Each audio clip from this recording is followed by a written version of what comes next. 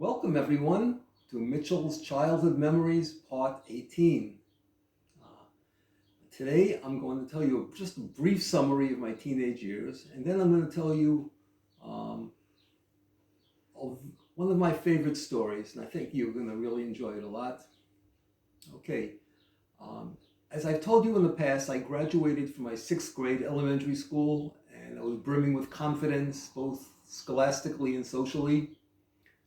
And I was about to start my secondary school, junior high school, it's called in America, and it was George Gershwin Junior High School.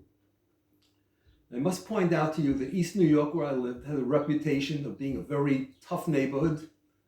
I was fortunate that I lived in a bubble, a very peaceful bubble, the Boulevard housing projects, and my elementary school was a very peaceful environment. However, when I moved to junior high school, I was in for a big shock because here it took in from all the neighborhoods of East New York, from different schools. Students came. I remember I was very excited the first day of school, and I dressed up nicely, and I remember I had a new pen and pencil case, and it had colored pencils and pens, and I had a ruler and some other things in there. Excited about my new school. Well, my first day, while walking in the halls, I got robbed. A student just came over to me and robbed me of my pen and pencil set, and I was shocked by that.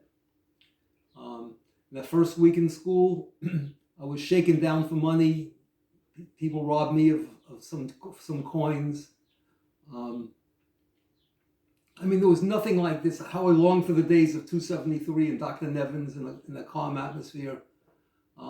Even when I was in my classrooms, a special progress class, brighter students, I remember the girls, one time some of the most popular girls made fun of me about how I was, my clothes weren't fashionable, my shoes weren't fashionable. Then I'd wander the halls to my class and I'd hear yelling and screaming and fighting and teachers unable to control the students. What an atmosphere this was. And I could just say this is just my first week in school, and I went into a daze. I was stunned by it. And actually, I lost all confidence, and I would say I was sleepwalking throughout junior high school, throughout my Thomas Jefferson High School, throughout going to Queens College University of the city of New York. I had lost all interest. I had lost all care. Even in my social life, I became very, very shy again in my own world, in my own thoughts. I was just sleepwalking. Somehow, I passed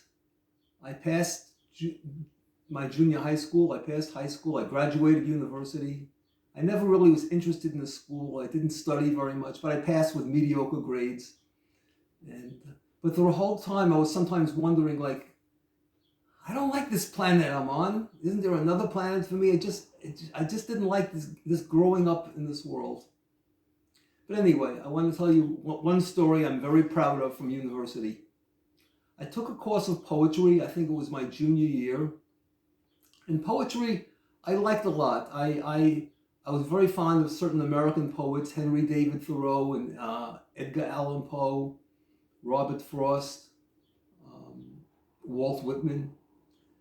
And so I took a poetry course. I wasn't even know what type of poetry it was. If I looked, I would have seen it was British poetry of Shelley and Keats and Byron and Donne.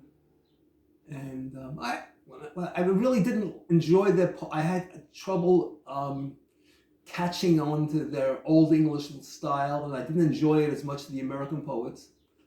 I was in a class with a young instructor. And how she arranged the class was we talked about poetry during the week. On Friday, we had a quiz. And on the following Monday, we got back our grades. The quiz was always the same. She'd give us one poem from the poets, and she'd ask for our interpretation. Okay, so I got the poem, and what do I think this means? I'd write it down. Okay, on the first Monday, we got back our grades. One student got A, one got a C, one got a B, and it came to me, it was D. And the next week it was the same, maybe D minus. And the next week maybe an F. And I went over to the instructor and said, "What's wrong? You asked for my interpretation. This is how I interpret it." And she said, "Well, you interpreted it wrong." And I complained again, and she said, "Well, you didn't make good arguments for your interpretation."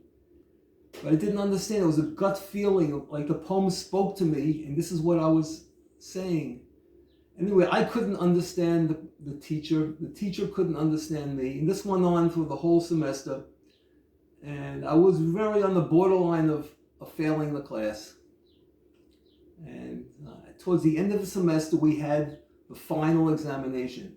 Now, the final examination was not in the classroom. It was in the auditorium, because all the poetry classes of the university, about 200 students, took the exam at the same time. So this wasn't from this teacher.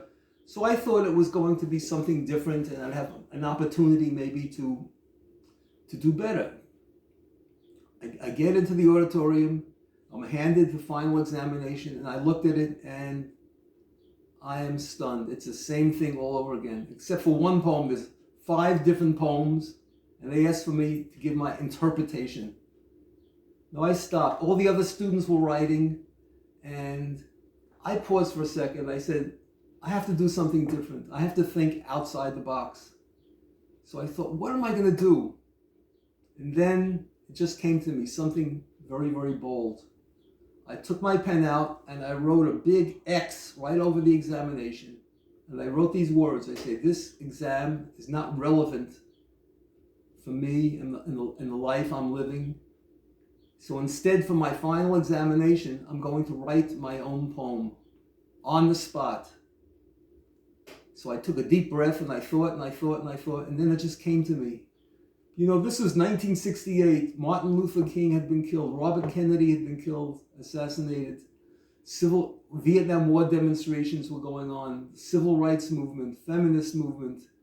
All my values are being shaken up. And I took all this and I wrote from my heart. I talked about how I was confused and I had no direction. I talked about love, and I talked about life. And I talked about my passion for doing good. And I talked about wanting to know who I really am, and how confusing this world is. And I wrote such beautiful words, and I handed it in. And I felt really, really good about it when I left home. When I went to go home, then in the ensuing days, it said, wow, I could be in big trouble here. Maybe she'll look at it and just fail me for the course. Even worse, maybe I'll be suspended. Maybe even worse, I'll be kicked out of school. Such doubts were coming to my mind. Anyway, the class was going to meet one more time before to get back our final exams. So I came into the classroom a little bit nervous, and I sat down with all the other students.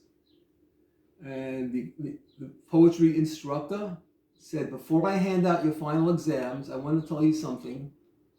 One of the students wrote something very, very, very special. This was a very, very special final exam from this person, and I really liked it a lot. It reached me, she said, and I'm very, very pleased with this student. And I knew she was talking about me. So when I got back my final exam, I don't remember exactly what the grade was. It might have been A- or B+ or something like that.